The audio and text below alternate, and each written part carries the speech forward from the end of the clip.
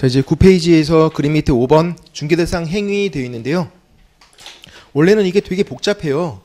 이제 기초 강의다 보니까 그냥 제가 간단하게만 적어놨는데, 자, 먼저 동그라미 1번 해당되는 거, 매매 당연히 되죠. 아까 사고 파는 거. 그리고 교환, 이거 뭐죠? 교환, 맞바꾸는 거, 소유권을 맞바꾸는 거.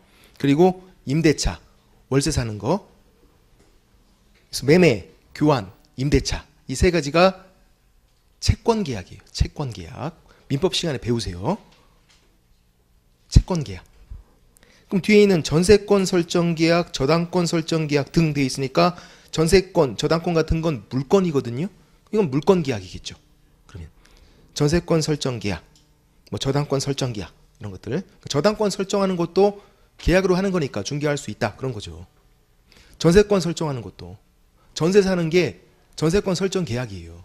월세 사는 건 임대차고, 임대차 계약. 매매 계약, 교환 계약, 임대차 계약인데 계약자를 다 그냥 생략해버린 거예요. 그리고 뭐가 중요하다고요? 안 되는 거. 동그라미 2번. X가 중요하죠. X 안 되는 거. 상속, 경매, 얘네들은 안 돼요. 상속은요, 당연히 소유권이 그냥 변동해버려요. 피상속인 사망 시에 상속인에게 당연히 권리가 변동해요. 그러니까 무슨 말이냐면, 아버지가 돌아가시면 그 순간에 바로 자식들에게 소유권이 넘어가는 거예요. 당연히 그냥. 그러니까 돌아가셨는데 가서 막 중개하고 있고 욕먹죠. 그거는 아니에요. 그거는. 그래서 상속 이런 건 중개할 수 있는 게 아니에요. 경매도 아까 돈만 내면 바로 소유권 취득하잖아요. 돈만 내면. 그러니까 중개할 수 있는 게 아니라고.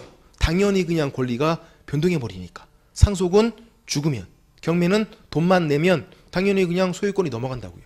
그래서 중개할 수 있는 게 아닌데, 그러니까 경매 상속 안 된다는 거 지금은 좀 생소하지만 좀만 지나면 1월 달만 돼도 금방 아세요. 아, 이런 거 안 됐지. 그래서 문제가 어떻게 나왔냐면 가로처럼 나온 적도 있어요. 치사하게.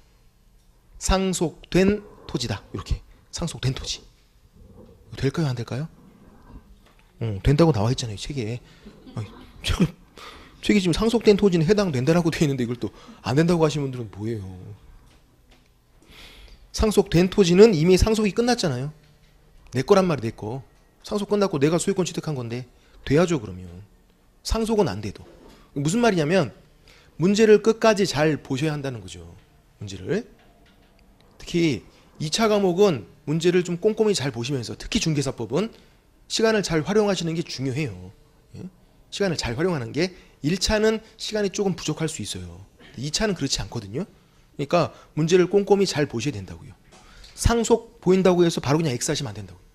상속된 토지니까, 포인트가 지금 토지잖아요. 되는 거고. 경매 안 돼요? 경매로 취득한 토지 된다고요. 경매 끝났고 경매로 내가 취득한 거니까 되는 거고. 그래서 문제를 끝까지 잘 보는 게 중요하다, 그런 거죠. 이런 것들이 뭐 중개대상 물, 중개대상 권리, 중개대상 행위, 뭐 그런 거예요. 그래서 OX를 나눠보는 거고. 이제 6번 용어의 정의. 용어의 정의. 이것도 한 문제가 나오죠. 중개대상 물, 중개대상 권리, 중개대상 행위에서도 한 문제가 나오고, 그리고 용어의 정의에서도 한 문제가 나오고.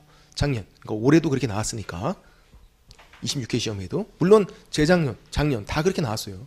한 문제씩. 그냥 간단하게 문제 안 나오는 건 공부를 안 해요. 우리가 시간이 없어서 설명드리는 건 다 한 문제씩 나오는구나 생각하시면 돼요. 근데 용어의 정의는 그렇게 쉬운 문제는 아니에요. 용어의 정의니까, 정의는 법률 표현 그대로 기억하셔야 돼요. 법률 표현 그대로. 그러니까 외워야 한다, 그런 말이죠. 그대로를. 뭐 하나 토시 하나 틀리면 그냥 틀려버리는 거예요. 굉장히 부담스럽죠. 뭐 대충은 외울 수 있겠지만 정확하게 외워라, 이거 얼마나 부담스러워요. 용어의 정의가 그런 거예요. 외우시는데 정확하게 외워야 한다, 그런 거고. 일단 외울 수 있는 것만, 기억할 수 있는 것만 기억하시면 돼요. 어차피 안 되는 건 그냥 버리는 거예요. 그냥. 예? 지금 안 되는데 나중에 되겠지. 안 돼요. 나중에 더 안 돼요. 시간이 없어서. 예? 그래서 할 수 있는 것만 기억하시면 되고, 제가 하시라는 것만 하시면 돼요. 그러면 충분해요. 자, 이제 방가로 1번에 중개랑 중개업이 있는데, 중개는 외우시는 게 아니에요. 참고예요. 중개업은요, 외우셔야 돼요. 물론 지금 외우시라는 게 아니에요. 언젠가 외워지게 돼요. 중기업은. 중개는 왜 외우는 게 아니냐면 안 중요해서 안 외우는 게 아니라 못 외우는 거죠. 길어서 지금. 기역, 니은, 디귿, 리을까지 이렇게 복잡하니까 외울 수 없으니까 그냥 기니까 포기한 거예요. 포기. 외우면 좋죠. 당연히. 할 수 없으니까. 요것만 한다 그러면 외우겠지만 다른 과목도 있잖아요. 그래서 살짝 그냥 참고. 참고는 이해가 되면 넘어가시면 돼요. 필수다. 외워야 한다는 건 반드시 기억하셔야 되는 거고. 그래서 중개보다는 중개업이 별표다 그거죠. 기억하셔야 되는 거고. 일단 중개를 설명드려보면 중개 네 가지로 되어 있죠. 첫 번째 중개대상물에 대해서. 이거 우리 배웠나요? 중개대상물 배웠죠. 총 5가지. 토지, 건축물, 그 밖의 토지정착물, 임목, 광업재단, 공장재단 그 5가지에 대해서. 두 번째 거래 당사자 간에. 거래 당사자니까 몇 명일까요? 2명이겠죠. 매매면 매도인, 매수인, 임대차면 임대인, 임차인 2명. 거래하는 당사자 간에 세 번째 매매, 교환. 매매 아까 소유권 넘겨주는 거, 교환은 맞바꾸는 거. 그리고 임대차. 임대차. 오늘 비가 올 건가 봐요. 분필 잘 부러지는 거 보니까. 저 혼자 몸에 좋은 거 먹고 와서 그런 게 아니라 날씨가 오늘 비 온다 그랬잖아요. 스키 먹어서 잘 부러지는 거예요. 임대차. 그 밖의 권리. 그 밖의 권리 득실 변경 행위. 이거를 네 번째 알선하는 거다 이렇게 됐어요. 알선은 도와주는 거. 그러니까 이거를 외워라 그러면 외울 수는 있겠지만 굉장히 부담스럽잖아요. 또 외우는데 어떻게 토시 하나 안 틀리고 다 외워라. 얼마나 부담스러워요. 그래서 그냥 포기를 한 거예요. 그냥 이해가 되면 넘어가고. 이제 매매 교환 이 앞에 뭐가 생략되어 있냐면 소유권이라는 권리가 생략되어 있어요. 소유권. 매매 아까 소유권 넘겨주잖아요. 교환은요? 소유권을 맞바꾸는 거예요. 네 소유권 내 소유권 맞바꾸자. 교환. 그래서 소유권이라는 권리가 생략되어 있어요. 당연히 알겠지 하고 그냥 생략시켰어요. 몰랐는데 사실은 있어요. 임대차는 어떤 권리가 생략되어 있을까요? 월세 사는 권리니까 임차권일 거 아니에요. 매매 교환 앞에는 소유권, 임대차 앞에는 임차권 이런 권리가 생략이 되어 있는 거예요. 그러면 소유권, 임차권 뭐였죠? 중개대상 권리. 소유권도 중개대상 권리고 임차권도 중개대상 권리고. 근데 중개대상 권리가 이렇게 2가지만 있나요? 아니잖아요. 굉장히 많잖아요. 전세권, 지상권, 지역권, 저당권도 되고 금전 소비대체의 부수한 저당권도 되고. 그거 다 법조문에 어떻게 적어놔요? 못 적어놓으니까 이런 식으로 해놓은 거죠.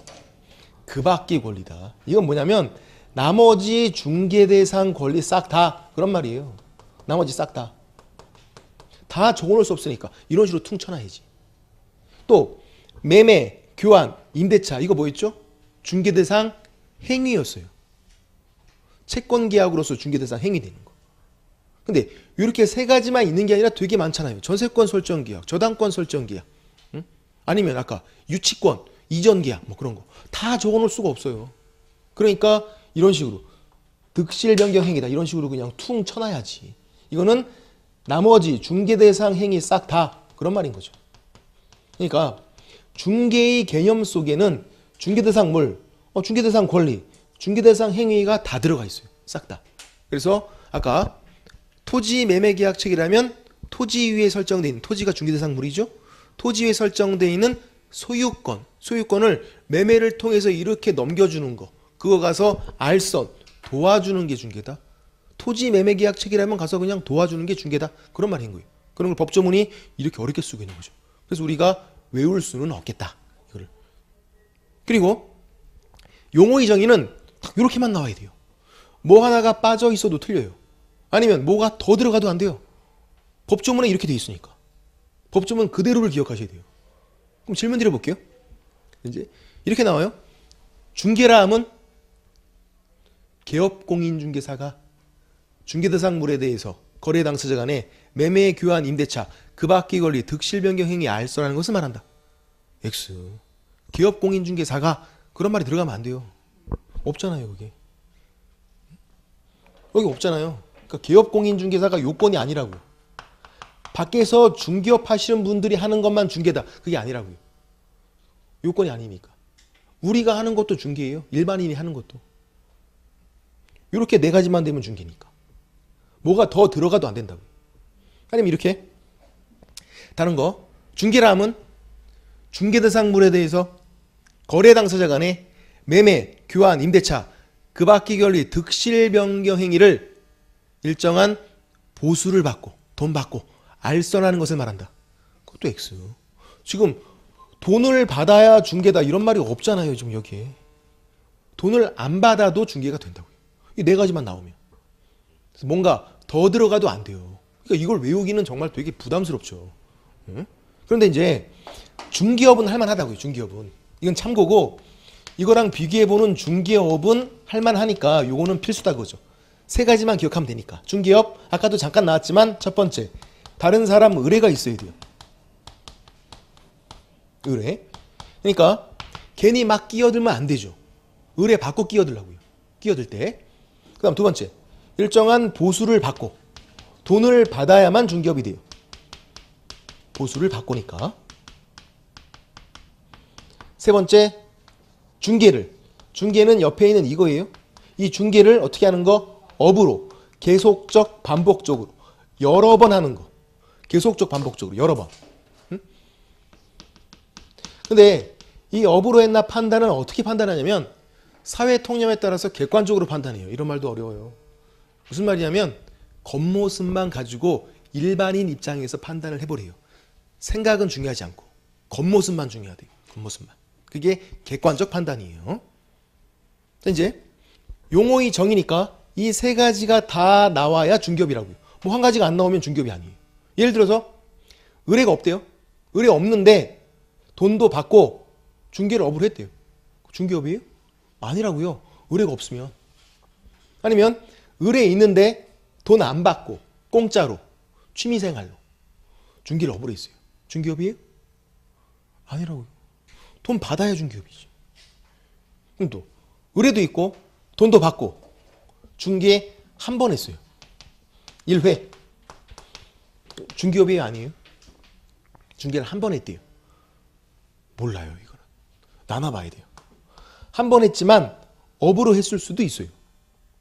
왜? 겉모습만 가지고 판단을 해봐야 되니까. 한 번 했는데 이 사람이 사무소 간판을 걸었대요. 사무소 간판을 딱 걸어놓고 있어 보이게. 그리고 한 번 한 거예요. 그럼 업으로 한 거죠. 이거는. 겉모습은 계속 할 것처럼 보이잖아요. 간판을 거는 순간에. 그럼 질문 드려볼게요. 딱 한 번 할 생각이에요. 두 번 할 생각 전혀 없어요. 한 번 할 생각인데 폼생폼사. 그래도 간판 걸자. 딱 건 거예요. 업으로 한 거예요, 하는 거예요? 두 번 할 생각 아니에요. 딱 한 번 할 생각이에요. 그래도 업으로 한 거라고요. 그 사람 생각은 중요한 게 아니니까. 간판을 거는 순간에는 계속 할 것처럼 보이니까 겉모습은 업으로 한 거예요. 근데 정말 어쩌다가 우연한 기회에 우연한 기회에 한 번 했대요. 업으로 한 게 아닌 거죠. 어쩌다가 한 번 한 거니까 이거는. 이런 식으로 나눠봐야 한다고요. 한 번 했더라도. 그게 사회 통념에 따라서 객관적 판단이에요. 이렇게 세 가지가 다 나와야 중개업이고 역시 마찬가지로 뭐가 더 들어가도 안 돼요. 질문 드려볼게요.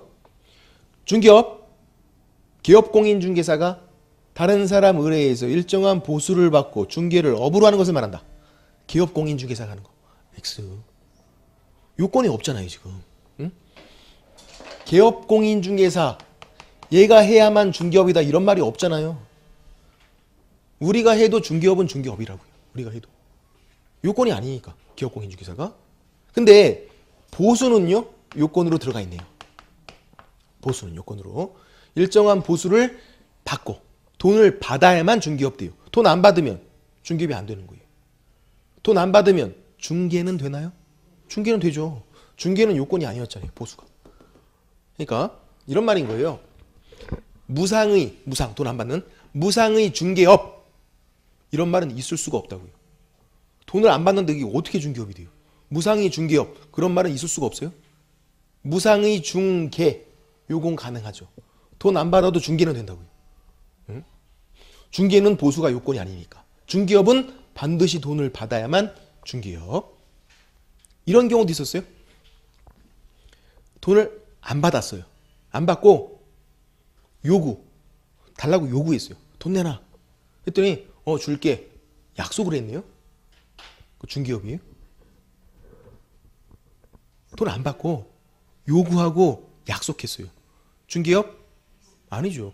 안 받았는데. 요구 약속까지도 중개업이 아니라고요. 꼭 받아야만. 단돈 100원이라도 뭘 받아야만 중개업이. 현실적으로 실제로 그런 것들. 그리고 가장 큰 차이점은 뭐냐면 이거예요. 일반인 개업공인중개사가 아닌 자. 응? 일반인이죠. 일반인이야. 보통 사람이 중개 한 번 하는 거라고 생각하시면 돼요. 중개 이거 괜찮아요. 이거 해도 처벌받는 게 아니에요. 우리가 예를 들어서 한 번 그냥 어떻게 중개하고 돈 받았대요. 괜찮아요. 그거 괜찮아요. 그거 뭐가 안 되냐면 중개업이 안 돼요. 일반인이 중개업을 하게 되면 그때는 3년 이하의 징역 또는 2천만 원 이하의 벌금 이렇게 형벌받는다고요. 무등록 개업공인중개사로. 일반인이 중개업을 하면 중개까지는 괜찮았는데 중개업이 뭐 다른 사람 물에 일정한 보수 중개를 업으로 그렇게 하면 처벌을 받는 거예요. 그래서 이 중개업 관련된 판례들이 굉장히 많은데 그 판례들이 대부분 다 이거예요. 이 사람이 무등록 개업공인중개사로 처벌을 받나 안 받나. 그러니까 일반인이 중개업을 한 건가 안 한 건가. 일반인이 중개업 했으면 처벌을 받는 거고 중개업 안 했으면 무죄인 거고. 아까 대출할 선업자가 그 중개업 한 거였잖아요. 의뢰도 있고 돈도 받고 금전 소비대차 부수해서 저당권 설정 알선 업으로 한 거 그 중개업이라고요. 처벌을 받는 거고. 그러면 일반인이 어쩌다가 한 번 중개해야 돼요. 어쩌다가 한 번. 처벌 받아요? 안 받아요. 왜? 중개업이 아니니까. 일반인이 중개업을 해야 처벌받는 건데 어쩌다가 한 번 한 건 중개업이 아니잖아요. 중개를 업으로 한 게 아니어서. 무죄. 또 일반인이 돈을 약속만 했대요. 안 받고. 처벌 받아요? 안 받아요. 중개업이 아니니까. 그런 판례다. 됐고. 그래서 중개업은 필수. 기억을 하셔야 하는 거예요. 이거는 중개업은. 한번 해볼까요? 그래서 어떻게 기억하냐면 우리가 이거 노래로 기억하죠. 노래로. 제가 만든 노래 한번 적어볼게요. 여기 책이 적혀있나요? 안 적혀있네요. 한번 적어봐야 되겠네요. 이제 돌리고 다른 사람 보수를 중개를 업으로 그러니까 잘해.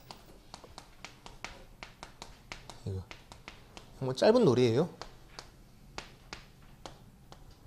노래 콩나물도 좀 그려놓고 이렇게.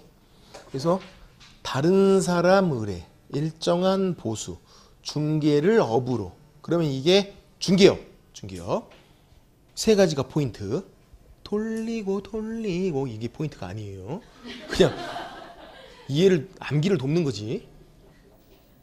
한번 해볼게요. 제가 먼저 제가 선창하고 다 같이 한번 합창해보고. 필수니까. 저도 첫날부터 이런 거 하고 싶진 않아요. 쪽팔릴 거 아니에요. 해볼게요. 돌리고 다른 사람 보수를 중개를 업으로 그러니까 잘해. 박수. 네, 박수 치야죠. 다 같이 하면 안 창피해요. 다 같이 하면 다수의 위력이죠. 그래서 자 시작. 돌리고 다른 사람 보수를 중개를 업으로 그러니까 잘해. 잘하셨어요. 그렇게 하면 돼요. 그냥 오늘 큰 거 하나 했네요. 이거 하나. 오늘 중개업만 알고 돌아가셔도 진짜 큰 거 한 거예요. 이게 중개업이 한 내년 6월달 돼야 간신히 기억해요. 내년 6월달 돼야. 그럼 지금 이거 했으면 큰 거 한 거죠. 자부심을 가지시라고요. 큰 거 했으니까 오늘. 다른 사람을 해 일정한 보수, 중개를 업으로 세 가지가 나와야 중개업이에요. 돌리고 그 다음에 기억 안 나면 아무 의미 없어요. 주의사항 됐고. 이제 책을 보시면 9페이지에서 방가로 1번 중개랑 중개업 비교해 보는 건데 동그라미 2번 중개업을 볼게요. 중개업을. 기억, 다른 사람 의뢰, 니은 일정한 보수를 받고, 디귿 중개를 업으로. 니은 옆에 굵은색으로 가로 내용이 판례라고요. 아까 보수를 실제로 받지 않고 요구, 약속만 한 건 중개업이 아니라고요. 돈을 안 받았으니까. 그 다음 디귿 역시 굵은색이 있죠. 계속적 반복적으로 행하는 거죠. 업으로 행하는 거는. 그래서 사회 통념에 따라서 객관적 판단하는 거. 일반인 입장에서 겉모습만 가지고 판단. 그 판단이 넘겨보시면 다음 페이지 10페이지 맨 위에 있는 거예요. 있는 거. 의뢰도 있고 보수를 받았는데 중개를 한 번만 했다 했을 때 나눠보자. 간판 걸었으면 업으로 한 거. 겉모습은 그렇게 보이니까 겉으로 보기에는. 근데 어쩌다가 우연한 기회에 한 번 했으면 업으로 한 게 아닌 거고 어쩌다 한 거니까 이런 식으로 나눠보는 게 사회 통념에 따라서 객관적 판단이고, 또 중개랑 중개업이 가장 큰 차이점이 밑에 있는 거 일반인이 했을 때, 기업공인중개사가 아닌 일반인이 중개만 하는 건 괜찮아요. 중개업이 안 되지. 중개업이 다른 사람을 해 일정한 보수, 중개를 업으로 중개업이 안 되는 거예요. 그 다음 방가로 2번 공인중개사랑 기업공인중개사도 기억을 하셔야 돼요. 역시 필수예요. 왜? 외울만 해요. 짧아서. 긴 거는 외울 수가 없어요. 이제 당연히 다른 거죠. 공인중개사와 기업공인중개사는 당연히 다른 거예요. 왜? 아니, 말이 다르니까. 얘는 공인중개사고 얘는 기업공인중개사고. 공인중개사는요, 자격을 취득한 자 이렇게 돼 있어요. 자격. 무슨 말? 시험 붙으면 공인중개사예요. 시험 붙으면. 앞뒤로 뭐가 막 나와요? 주저리 자격. 아니면 자격 주저리 뭐가 막 나와요. 이거 다 틀려요. 다 틀려요. 이것만 맞아요. 공인중개사 자격 취득한 자. 무슨 자격? 공인중개사 자격. 줄여서 자격. 앞뒤로 뭐가 막 주저리 막 나오는 거 다 틀려요. 싹 다. 예를 들어서 공인중개사 수석을 하고 자격 취득한 자 말한다? X. 그냥 자격만 취득하면 돼요. 그럼 공인중개사 매년 1년에 한 명씩밖에 안 나오나요? 아니잖아요. 아니면 공인중개사 자격을 취득하고 중개업을 영위하는 자를 말한다. 올해 나왔었는데 X. 아니라고요. 그냥 자격 취득한 자. 중개업을 안 하고 있어도 시험만 붙으면 그냥 그 순간에 공인중개사라고요. 아무것도 안 해도. 죽을 때까지 아무것도 안 했대요. 공인중개사에 그래도. 응? 시험 붙기도 어려운 판국에 앞뒤로 토를 다는 거 아니다. 공인중개사는 자격 취득한 자. 그럼 기업공인중개사는요? 개업한 자. X. 그게 아니라 등록을 한 자예요. 등록을 한 자. 중개사무소 개설 등록을 한 자. 중개사무소 개설 등록. 줄여서 우리가 등록이라고 불러요. 기업공인중개사는 개업한 자를 말한다. X예요. 개업한 공인중개사를 말한다. X예요. 등록한 자. 등록만 하면 그냥 기업공인중개사예요. 그래서 또 역시 마찬가지로 앞뒤로 주저리 뭐가 막 나와요. 이거 다 틀려요. 그냥 다 X. 응? 왜? 이것만 맞으니까. 기업공인중개사는 중개사무소 개설 등록을 한 자. 앞뒤로 뭐가 나오면 다 X. 그럼 질문 드려보면 기업공인중개사 공인중개사 자격을 취득하고 그럼 등록한 자를 말한다. 그것도 X라니까요. 그냥 등록을 한 자. 공인중개사 자격 취득하고 등록한 자. 그게 아니에요. 그냥 등록한 자지. 무슨 말이냐면 자격증이 없는데 등록하신 분이 있어요. 옛날 복덕방 하시는 분들이 있어요. 옛날부터 했던 분들. 아주 옛날부터 했던 분들은 옛날에는 자격증이 필수가 아니었잖아요.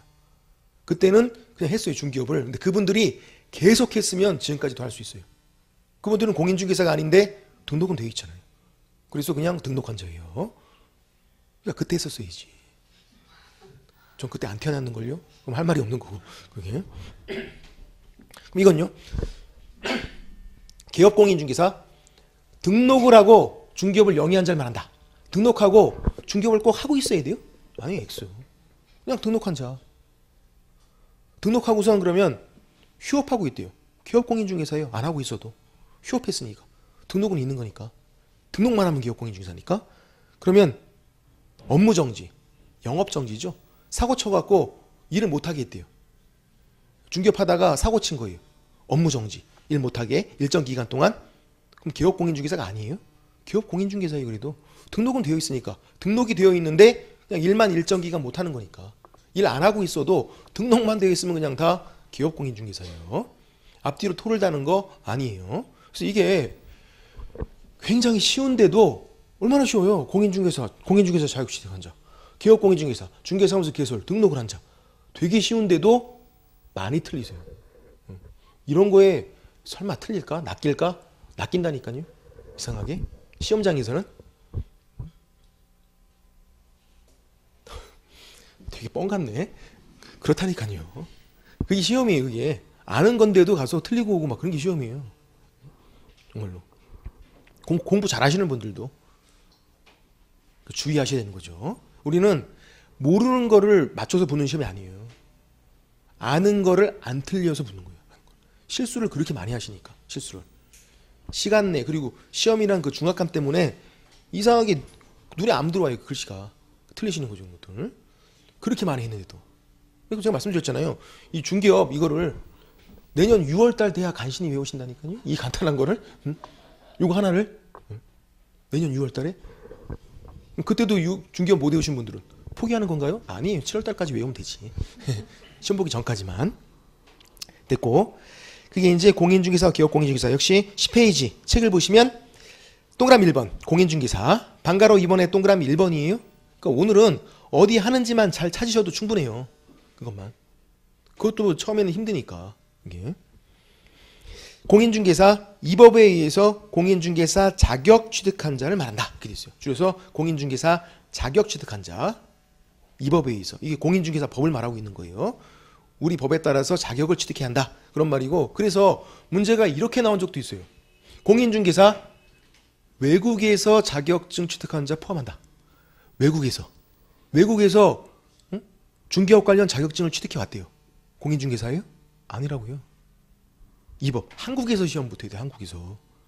외국에서, 미국에서 공인중개사 자격증 따오는 거 아무 의미 없어요. 미국도 자격증이 있잖아요. 미국도 그냥 할 수 있는 게 아니라 미국도 자격증이 있어요. 중개업 관련 자격증이. 되게 쉬워요. 미국은 주마다 다르니까. 뉴욕 그런 데는 빡세죠. 근데 어디 시골 같은 데는 사람이 별로 없어서 금방 붙어요. 그런 거. 그럼 우리는 왜 못하고 있는 거죠? 그렇게 쉬운데? 영어가 안 되니까. 영어만 되면 가서 땄지. 그러니까 외국에서 자격증 따온 사람들은 영어 강사예요. 영어 잘하는 사람. 공인중개사가 아니라. 그런 것만 주의하시면 되고. 그 다음 동그라미 2번 기업공인중개사, 이 법에서 중개사무소 개설 등록한 자. 등록 줄여서. 등록이 정식 명칭이 중개사무소 개설 등록이에요. 너무 기니까 등록이다 이렇게 부르는 거고, 앞뒤로 뭐가 나오면 X 그렇게 하시면 되고. 됐고, 이거 개업한 자다 이렇게 나올 것 같았는데 우리 그렇게 안 나왔죠. 나오긴 나왔어도. 그리고 그 밑에 별표 있죠. 별표. 얘 밑에 별표. 공인중개사와 기업공인중개사는 다르다.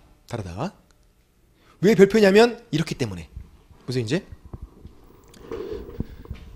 기업공인중개사 얘가 중개업 했어요. 중개업. 시험 붙은 다음에 바로 중개업 한 거예요. 할 수 있나요? 안 돼요. 처벌받지. 기업공인중개사가 아닌 자잖아요. 공인중개사도 기업공인중개사가 아니잖아요. 지금. 그러면 공인중개사도 그냥 일반인이에요. 일반인. 기업공인중개사가 아닌 자니까. 중개업하면 처벌을 받는다고요. 시험 붙은 다음에 너무 기쁜 나머지 바로 달려가서 막 중개업하면 처벌을 받는다고요. 공인중개사인데 중개업했으니까. 근데 얘는 등록하고 기업공인중개사가 되면요, 중개업할 수 있는 거죠. 해도 괜찮은 거고 처벌받는 게 아니라. 그러니까 얼마나 큰 차이가 있어요. 공인중개사 시험 붙은 그 상태에서도 중개업은 못한다고요. 하면 처벌을 받는 거고, 등록을 해서 기업공인중개사가 돼야만 중개업할 수 있는 거고, 중개업을 할 수 있고 없고, 이런 큰 차이가 있어요. 됐고, 그게 거기 있는 별표 그런 내용이고, 그 다음 동그라미 3번 기업 공인중개사의 종류인데 세 가지가 나오는데요. 일단 크게만 보면 기업 공인중개사인 기업 공인중개사 시험 붙어서 등록하신 분이에요.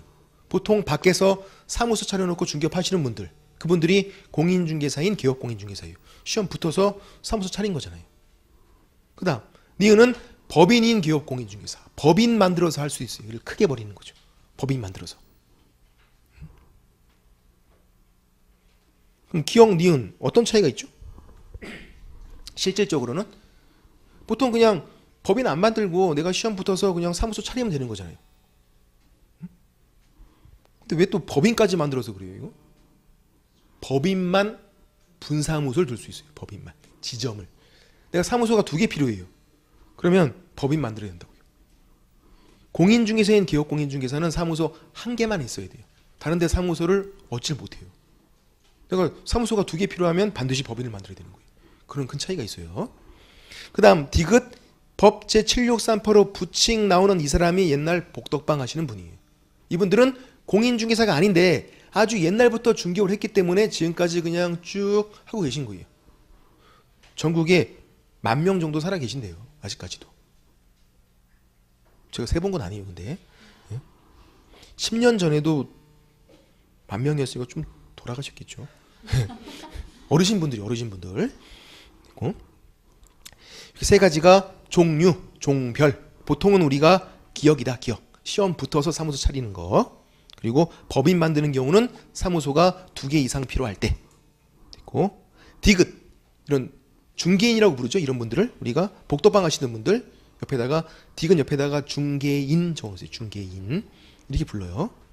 통상 법제 7638호 부칙상의 기업공인중개사 옛날 복덕방 하신 분들 이거 중개인 이렇게 부르고 이분들은 새롭게 등장할 수는 없을 거 아니에요. 나 중개인 할 거야. 안 된다고요. 옛날부터 하시던 그분들이 그냥 돌아가시면 다 없어지는 거지 새롭게 등장할 수는 없어요. 지금은 시험 붙어서 공인중개사인 기업공인중개사 아니면 법인 만들어서 법인인 기업공인중개사 둘 중 한 가지만 가능해요. 중개인은 그냥 복덕방 하시는 분들이니까. 참고로 3번 소속 공인중개사와 중개보조원이 있는데 옆에 화살표에 고용인 되어 있네요. 고용인 단순 직원을 말해요. 고용인은 직원 단순 직원이에요. 고용인 고용주 그러면 사장님이잖아요. 고용인 직원. 이것도 간단히 설명드리면 자격증 있는 직원이 소속 공인중개사고 자격증 없는 직원이 중개보조원이에요. 우리가 고용인이다 이렇게 하면 누구? 단순 직원. 단순 직원. 종류가 2가지. 소속 공인중개사 그리고 중개보조원. 자격증 있는 직원 없는 직원. 그럼 공통점은 직원이니까 당연히 직원이라고 되어 있어요. 어떻게? 이렇게. 개업공인중개사에 소속돼요. 똑같이. 이게 직원 그런 말이에요. 사장님 밑에 소속 직원으로 일을 하고 있어요. 그런 말이에요. 둘 다. 차이점은요? 얘는 자격증이 있죠? 자격증이 있는 직원이니까. 중개보조원은 자격증 없는 직원이에요. 자격증이 없어요. 얘는 자격증이 있다 보니까 중개 업무 할 수 있어요. 이게 뭔데요? 계약서 쓰는 거 할 수 있어요. 보조 업무도 할 수 있어요. 중개 업무가 더 좋은 거잖아요. 그러면 보조는 그냥 자동적으로 하는 거예요. 그냥. 더 좋은 거 할 수 있으니까. 계약서 쓸 수 있는 사람은 그 아래에 있는 업무들은 그냥 자동적으로 하는 거예요. 그냥. 운전면허 1종 따면 2종은 그냥 몰잖아요. 트럭 몰 수 있으면 수용차 그냥 몰듯이. 중개보조원 중개 업무 못해요. 계약서 작성 그런 거 못하는 거예요. 보조만 할 수 있어요. 보조만. 근데 이 보조 업무 종류가 굉장히 많은데 법에 2가지를 예시를 하고 있어요. 이런 것들이 보조 업무다. 예시. 뭐냐면 현장 안내. 그리고 또 일반 서무. 서무 업무. 일반 서무. 얘네들은 보조 업무로서 중개 보조원도 할 수 있어요. 일반 서무는 서류 정리하고 하는 거 뭐 그런 거예요. 예, 현장 안내는요? 현장 나가서 막 설명하고 임장 활동하고 이런 게 아니라 길 안내를 하는 거예요. 길 안내를. 현장 안내니까. 길 안내 정도는 보조 업무잖아요. 그래서 현장 안내, 일반 소무, 이런 보조 업무 중개 보조원이 할 수 있어요. 근데 계약서 작성 이런 거 못 하고. 근데 소속 공인중개사는 다 할 수 있다고요. 계약서 작성도 할 수 있고 보조 이런 것도 다 할 수 있고. 이 소속 공인중개사는 자격증 있는 직원은 진짜 간단해요. 기업 공인중개사, 즉 사장님이 하는 거 똑같이 다 할 수 있어요. 싹 다. 똑같이 다. 근데 한 가지를 못해요. 그게 경매 관련 일을 못해요. 소속 공인중개사는. 사무소 뭐 간판 들면 경매, 공매 막 써있고 하잖아요. 그렇게.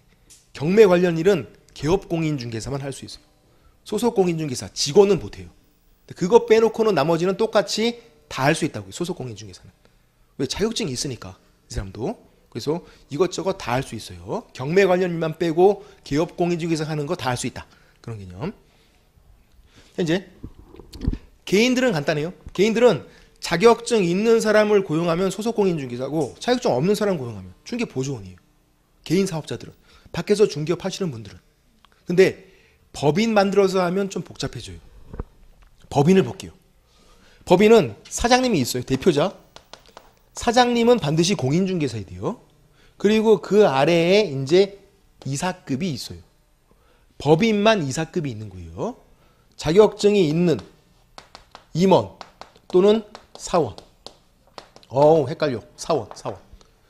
이사급이에요. 고용인 그래요, 직원. 우리는 사원 그럼 직원이잖아요. 법에서는 그게 아니라고요. 사원 그럼 뭐 이사급. 지금 법을 공부하고 있는 거니까. 일반적으로는 우리가 그냥 사원 그럼 직원이잖아요. 근데 그게 아니라고요. 이게 사원 그래도 이사급이에요. 이사급.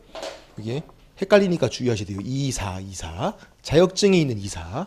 임원 당연히 이사급이에요. 사원도 이사급이라고요. 사원도. 고용인 그래야 직원인 거고. 그 다음 자격증이 없는 임원 또는 사원. 사원 이사급. 자격증이 있는 이사 없는 이사. 그러니까 법인에서 자격증이 없어도 이사급이 될 수 있어요. 전부 다 이사급이어야 한다. 그런 게 아니니까. 자격증이 없는 이사도 가능해요. 관리이사.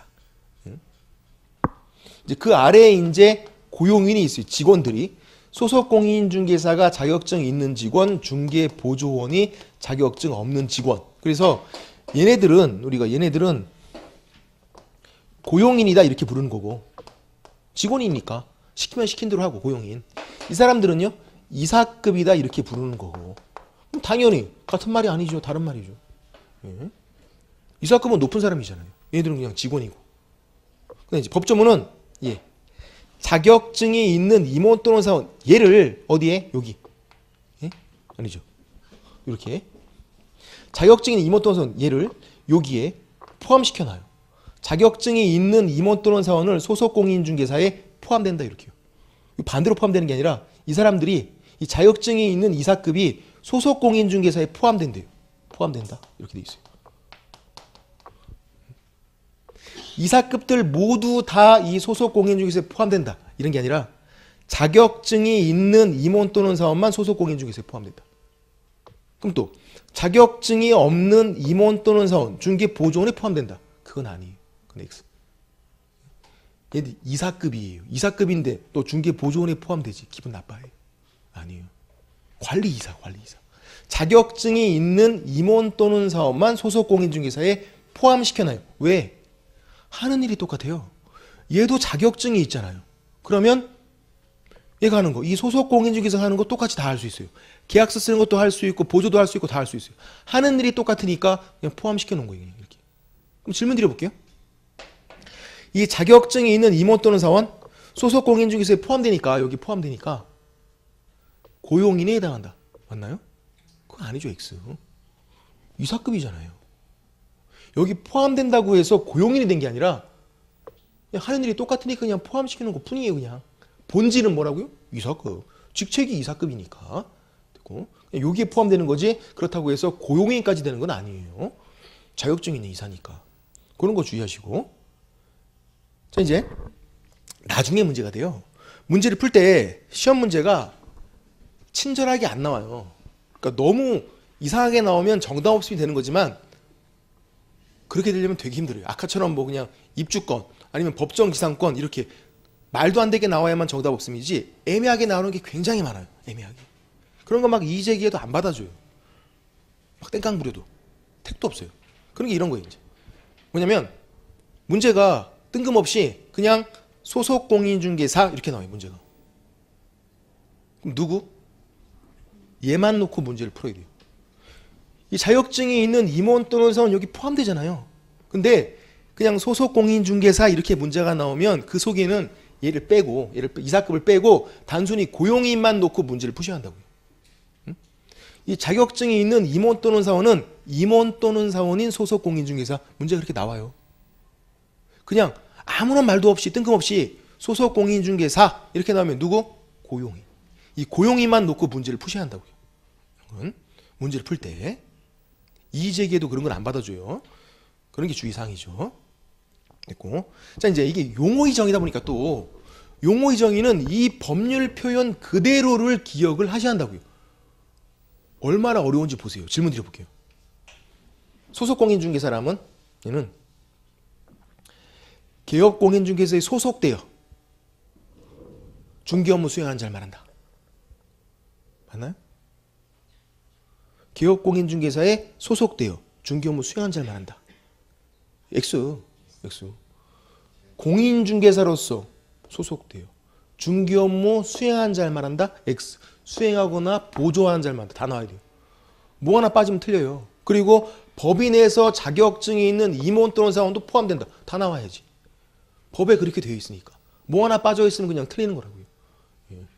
그럼 이거는 중개보조원 개업공인중개사에 소속되어 현장 안내, 일반 서무 등 중개업무 관련된 단순한 업무를 보조하는 자를 말한다. 그것도 X. 공인중개사가 아닌 자로서. 자격증 없다는 게 나와야 될 거 아니에요. 뭐 하나 빠지면 틀려요. 이거 외우기가 진짜 부담스럽다고. 이거 외워라 그러면 그냥 뛰쳐나가시는 게 나아요. 그때는. 너무 힘드니까 이게. 그래서 할 수 있는 것만 기억하라 그랬잖아요. 중개업. 얼마나 만만해요. 중개업은. 돌리기만 하면 되는데 그거는. 다른 사람은 그래. 일정한 보수. 중개를 업으로. 중개업. 공인중개사 자격 취득한 자. 기업공인중개사 등록을 한 자. 그 세 가지만 기억하면 되고 나머지는 그냥 이해는 되니까 그냥 넘어가도 된다 그거예요. 됐고. 책을 보시면 10페이지에서 방가로 3번 소속공인중개사 중개보조원 돼 있죠. 둘이 고용인이고 단순 직원. 아까 사원 그러면 이사급이었어요. 헷갈리면 안 돼요. 예. 나중에도 계속 헷갈려요. 동그라미 1번 소속공인중개사 개업공인중개사에 소속된 공인중개사 가로 내용이 중요하다 그랬어요. 법인인 개업공인중개사의 임원 또는 사원으로서 공인중개사인 자 포함. 자격증이 있는 이사급만 포함이잖아요. 이게 이사급들 다 포함이 아니라. 그리고 나중에 되면 문제가 어떤 식으로 나오냐면 이런 포함 이런 거를 제외 이렇게 나와요. 얼마나 짜증나요. 그렇게 나온다니까요. 틀린 거잖아요. 법인이 임원 또는 사원으로서 공인중개사인 자를 제외한다. 그럼 X라고요. 포함한다. 자격증이 있는 임원 또는 사원도 소속 공인중개사에 포함된다예요. 그렇게. 그리고 중개업무 수행, 중개업무 보조하는 자 다 나와야 되고. 동그라미 2번 중개보조원은 공인중개사가 아닌 자로서 이 말도 꼭 있어야 한다고요. 자격증 없는 직원이니까. 개업공인중개사에 소속되어 현장 안내 일반 서무 등 중개업무 관련된 단순한 업무를 보조하는 자 이렇게 돼 있어요. 특히 현장 안내 일반 서무 등 이렇게만 나와야지 이 안에 엄한 거 막 집어넣어요. 거래계약서 작성 뭐 이런 거 X. 보조업무만 들어가 있어야 한다고요. 그래서 법인을 보면 밑에 그림에서 법인에선 대표자가 있고 대표자는 공인중개사에 대해요. 당연히. 그리고 밑에 자격증이 있는 이사급이 있고 자격증이 없는 이사급이 있고 사원 그러면 이사급이고 그 아래에 소속 공인중개사나 중개보조원이 있는 거고. 그럼 질문 드려볼게요. 법인에서 소속 공인중개사, 중개보조원, 고용인, 직원들 필수예요? 필수가 아니에요? 꼭 있어야 돼요? 법인 만들었대요. 직원들 필수예요? 아니에요. 없어도 돼요. 없어도 돼요. 소속 공인중개사나 중개보조원, 고용인은 필수가 아니에요. 개인들도 마찬가지예요. 혼자 해도 된다고요. 법인도 마찬가지예요. 고용인들 없어도 돼요. 그러면 이사급은요? 필수예요. 그거는. 법인에서 이사급은 필수예요. 꼭 있어야 돼요. 고용인만, 직원들만 필수가 아닌 거고. 그러면 개인 사업자, 밖에서 중개업 하시는 분들, 이사급들 필수예요, 필수가 아니에요? 필수 아니죠. 그럼 있어도 돼요? 안 돼요. 개인들은, 개인 사업자는 이사급 개념이 없는 거예요. 이사급은 법인에만 나온다고, 법인에만. 개인 사업자 밑에서 일을 하고 있는데 이사명함 파고 다녀요. 이사. 무슨 이사. 이사 아니라고요. 실장이에요. 실장. 개인 사업자 밑에는 이사가 없어요. 법인만 이사가 있는 거예요. 그게. 그래서 개인 사업자 밑에서 일을 하지만 이사명함 파고 다녀도 실장님이다. 그렇게. 근데 실장님이라고 불러주면 싫어하니까 이사라고 불러주죠. 그냥 우리가. 그런 것들 주의하시면 되고. 됐고. 이 정도가 이제 총칙 내용인데 어떻게 하실만 한가요? 생소하죠. 당연히 우문이네요. 우문. 어리석은 질문이. 처음 하시는데 하실만 한 거에 물어보면 당연히 아유 할만하지 않아요 라고 대답할 것 뻔한데 할만하지 않죠. 그러니까 여러 번 반복을 해야 한다는 거죠. 여러 번 반복을. 한 거 또 하고 또 하고 또 하고 몇 번씩. 그래서 6월달 돼서 중개업을 외우셨다 그러면 정상적인 거라고요. 6월달 돼서 내년 6월달 돼서 아 이거 너무 늦는 거 아닌가? 그리고 처음 하시는 분들이 나만 이해를 못하는 게 아닌가? 옆에 분들은 고개를 끄덕거리고 하고 있는데 그냥 끄덕거리는 거예요. 틱장애라고 생각하시면 돼요. 그냥 아 저분은 저렇구나 원래 하시면 되는 거지 마음 편안하게 생각하시면 된다고요. 그러니까 뛰쳐나가지만 않고 이번 주, 다음 주, 또 다다음 주까지 한 3주만 버티면 할만해요. 할만해. 적어도 중개사법은 할만해요. 예. 또 중개사법만 잘 맞으시면 이 차는 걱정할 게 없어요. 예. 그리고 웬만하면 다 80점은 다 맞으시니까. 물론 올해 문제가 조금은 쉬운 건 있었어요. 올해. 근데 뭐 올해 시험 보기 전에는 올해 문제 어려울 것이라고 막 다 예상하고 2차 문제 어렵다고 막 그러고 예상했는데 문제는 막상 뚜껑을 열어보니까 문제는 그나마 좀 평이했던 거죠. 근데 공부를 안 한 사람이 뭐 쉽게 맞추고 그런 건 아니에요. 1년 동안 공부를 꾸준히 했으면 그래도 80점 아니면 그 이상 충분히 맞을 수 있으니까 이제 꾸준히 하는 게 중요한 거지 중간에 뭐 그만두고 한 달 쉬었다 또 하고 이거 안 된다고. 아마 다음 주에 와서 이거 다시 보면 전혀 기억이 안 나요. 이거 했었나? 막 깜짝 놀래요. 자기가 뭐 적어놓은 거 보고서 깜짝 놀래요. 내가 왜 이걸 적어놨다니. 그렇게 된다고요. 그러니까 이제 꾸준히 하시면 되는 거고 중간중간에 만약 빠진 게 있으면 동영상으로 보충하시고 그렇게 하시면 됩니다. 오늘은 여기까지 하고요. 다음 주까지 어렵다 그랬어요. 다음 주까지 이제 결격사라는 것까지 나가게 되니까 어디까지 나가게 되냐면 다음 주에 16페이지 정도까지 나가게 됩니다. 이게 좀 어려운 내용이어서 뭐 예습하실 필요는 없고요. 복습도 그냥 하실 필요 없고 11월달, 12월달은 그냥 편안하게 책만 잘 들고 오시고 어디 하는지만 잘 찾자 그것만 좀 초점 맞춰주세요. 됐습니다. 자 오늘 수고하셨고요. 식사 맛있게 하시고 다음 주에 뵙겠습니다. 수고하셨습니다.